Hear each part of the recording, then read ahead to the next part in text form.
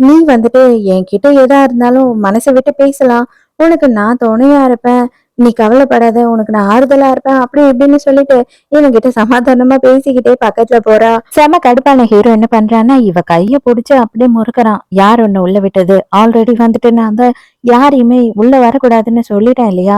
நீ என்னையே தொட வரேன்னா உனக்கு எவ்வளவு திமிரு இருக்கும்? நீ எப்பேற்பட்ட கேடு கெட்டவளா இருப்ப? அப்படி இப்படின்னு சொல்லிட்டு ஹீரோயின்னு கேவலமா பேசிக்கிட்டு இருக்கான்.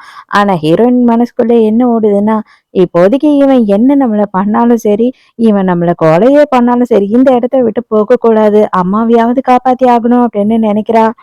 அதே மாதிரி அதுக்கேத்த மாதிரி ஹீரோவும் என்ன பண்றான் அப்படின்னு பார்த்தா, ஹீரோயினோட கழுத்தை புடிச்சு நெரிச்சுக்கிட்டே, "உன்னை கொல்லாம விட மாட்டேன்டி" அப்படின்னு கத்திக்கிட்டு இருக்கான். கடைசியா ஹீரோயின் என்ன சொல்றான்னா, "என்ன கொன்னுடு. அதுதான் நல்லது. என் கண் எதிர்க்க எங்க அம்மா சாகறதையும் நான் பார்க்க வேண்டாம். நானும் சீக்கிரம் போய் சேர்ந்துருவேன். இந்த கஷ்டத்தெல்லாம் பார்க்காம என்ன கொன்னுடு" அப்படின்னு சொல்றா. அதெல்லாம் கேட்கும்போது இவனுக்கே வந்துட்டு கொஞ்சம் மனசு மாறுது.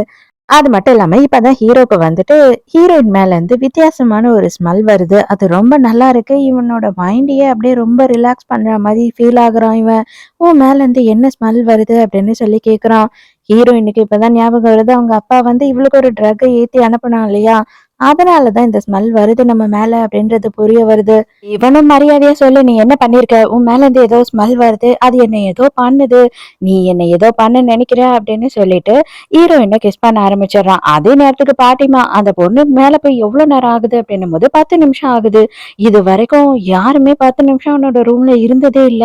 போன 2 நிமிஷத்துல வெளியில தள்ளிடுவான். ஆனா இந்த பொண்ணு பரவாயில்ல, அவனுக்கு இந்த பொண்ணு பிடிச்சிருக்கு போல, இவ தான் நம்ம வீட்டு மருமக அப்படின்னு சொல்லிக்கிட்டு இருக்காங்க.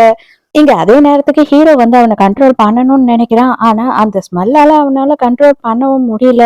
ஆனா ஒரு வழியா அவன் கண்ட்ரோல் ஆயிடுறான். "இத பார், நீ என்னை ஏதோ பண்றதுக்காக தான் இப்படி எல்லாம் பண்ணிக்கிட்டு இருக்க.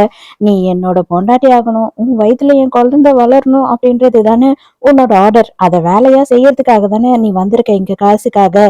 கண்டிப்பா அத நான் நிறைவேற விடவே மாட்டேன். மரியாதையா இங்க இருந்து வெளியில போயிடு" அப்படின்னு துரத்திடுறான்.